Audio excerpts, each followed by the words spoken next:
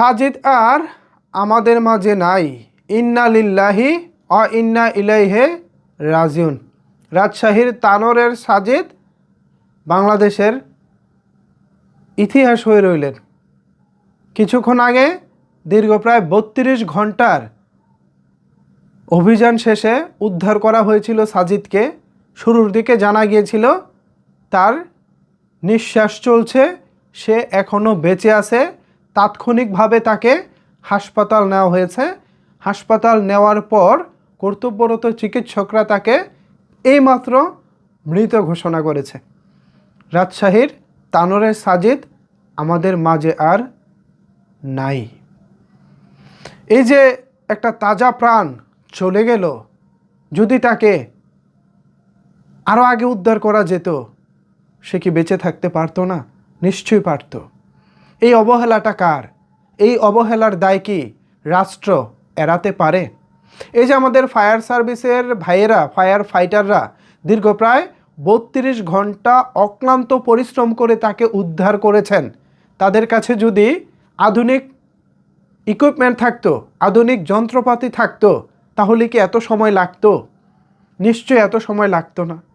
আমাদের বাংলাদেশের বিভিন্ন বাহিনীকে সরকার নানা সময় নানাভাবে সংস্কার করেছে, তাদের বাহিনীর সক্ষমতা বাড়িয়েছে, তাদের বাহিনীকে নতুন নতুন যা কিছু প্রয়োজন আধুনিক যন্ত্রপাতি সব কিছুই বিভিন্ন বাহিনীকে বিভিন্ন সময় দেওয়া হয়েছে। কিন্তু আমাদের ফায়ার ফাইটার ভাইদের, যারা আমাদের বিপদের সময় উদ্ধার করতে আমাদের আসে, তাদের আসলে উদ্ধার করার মতো তেমন কিছুই তাদের হাতে থাকে না। আগুন যখন কোনো একটা এলাকায় লাগে, তখন কিন্তু আমাদের এই ফায়ার ফাইটার ভাইয়েরা তাদের আপ্রাণ চেষ্টা, অক্লান্ত পরিশ্রম দিয়ে চেষ্টা করে সেই আগুন নেভানোর জন্য। কিছু কিছু সময় তারা সক্ষম হয়, কিছু কিছু সময় হয়তো বা আর পেরে ওঠে না, কারণ সীমাবদ্ধতা তাদের রয়েছে। বিশ্বের সাথে তাল মিলিয়ে আধুনিক দেশগুলোতে, উন্নত দেশগুলোতে যতটা আধুনিক যন্ত্রপাতি দিয়ে ফায়ার সার্ভিস, ফায়ার স্টেশন পরিচালনা হয়, আমাদের দেশে কিন্তু তেমনটা না। আগে ছিল 250-এর কাছাকাছি ফায়ার স্টেশন। তখন যে লোকবল জনবল ছিল, সেই একই লোকবল জনবল দিয়ে এখন 400-র অধিক ফায়ার স্টেশন পরিচালনা করা হচ্ছে। বুঝতে পারতেছেন তো? যেখানে 250 ফায়ার স্টেশন যে মানুষগুলো পরিচালনা করত, এখন নাকি 400 ফায়ার স্টেশন ওই আগের মানুষগুলোই পরিচালনা করে। সো বুঝতেই পারছেন আমাদের কতটা সীমাবদ্ধতা রয়েছে।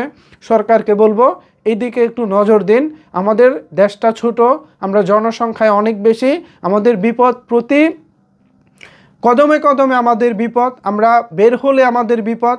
আমরা যদি বিপদে পড়ি, আমাদেরকে উদ্ধার করার জন্য এই যে ফায়ার ফাইটার ভাইরা আসবেন উদ্ধার করতে, কিন্তু তাদের কাছে তো সেই আধুনিক যন্ত্রপাতি নাই। আজকে শিশু সাজিদ চলে গেল আমাদেরকে ছেড়ে, তাকে যদি আরও অনেক আগে উদ্ধার করা যেত। গতকালকে সন্ধ্যায় সে পড়েছে, সারা রাত গেল, সারা দিন গেল, আজকে সন্ধ্যায়, গতকালকে সন্ধ্যা না, গতকালকে মনে হয় সকালের দিকে সে পড়েছিল। সারা রাত গেল, সারা দিন গেল, আজকেও সারা দিন গেল। এই যখন অবস্থা, তখন আর কিছু বলার নাই। শিশু সাজিদ চলে গিয়ে বেঁচে গেছে, কিন্তু মা, জনম দুঃখিনী মা, সারা জীবন সাজিদের জন্য হাহাকার করবে। কে দিবে সাজিদকে এনে? ভিউয়ার্স, আমার আর কিছু বলার নাই।